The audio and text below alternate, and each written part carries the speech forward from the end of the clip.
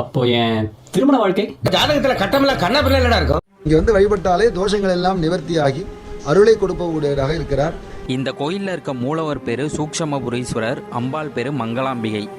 பார்வதியுடைய கைரேகை தழும்புகள் சுவாமி மேல இன்றளவும் இருக்கு. அதனாலேயே சுவாமிக்கு இங்க அபிஷேகம் கிடையாது, மேல கவசத்தினால் பாதுகாக்கப்படுகிறது. இந்த கோயிலோட தனி சன்னதியில் இருக்க அங்காரகனை வழிபட்டீங்கன்னா செவ்வாய் தோஷம் நீங்கி உயர் பதவி கிடைக்கும்னு சொல்லப்படுது. இங்க இருக்கிற செவ்வாய் மங்கள செவ்வாய், வாழ்வில் ஏற்படக்கூடிய தடைகளை நீக்கி பதவிகளையும் அருளையும் கொடுக்கக்கூடியவர். கல்வியாக இருக்கட்டும், தொழிலாக இருக்கட்டும், திருமணமாக இருக்கட்டும், குடும்பமாக இருக்கட்டும், நிலம் சார்ந்த பிரச்சனையாக இருக்கட்டும், இல்லை அரசியல் சார்ந்த பிரச்சனையாக இருக்கட்டும், இதெல்லாமே தடையை நீக்கி பதவியை கொடுக்கக்கூடியவர். இந்த கோயிலோட தெற்கு பிரகாரத்தில் தமிழ் எண்களால் வடிவமைக்கப்பட்ட எந்திரம் உள்ளது. அது தொல்லியல் துறையோட ஆராய்ச்சியில் இருக்கு. அந்த எண்ணெய் எப்படி கூட்டினாலும் 40ங்கிற விடை வருது. அந்த 40க்கு என்ன விடை என்பது இதுவரை சொல்லலை. இதுதான் பதவிக்கான எந்திரம் அப்படின்னு சொல்லியிருக்காங்க. இங்கே சிவபெருமானை வழிபட்டு இந்த எந்திரத்தையும் தொட்டு கும்பிட்டு போகிறவங்களுக்கு வாழ்விலும் சமுதாயத்திலும் உயர்ந்த அந்தஸ்தும் மதிப்பும் மரியாதையும் புகழும் கிடைக்கும் என்பது நம்பிக்கை.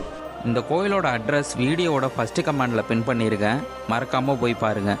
இதே மாதிரி கோவில் தகவல் தெரிஞ்சுக்க நம்ம சேனலை ஃபாலோ பண்ணுங்கள்.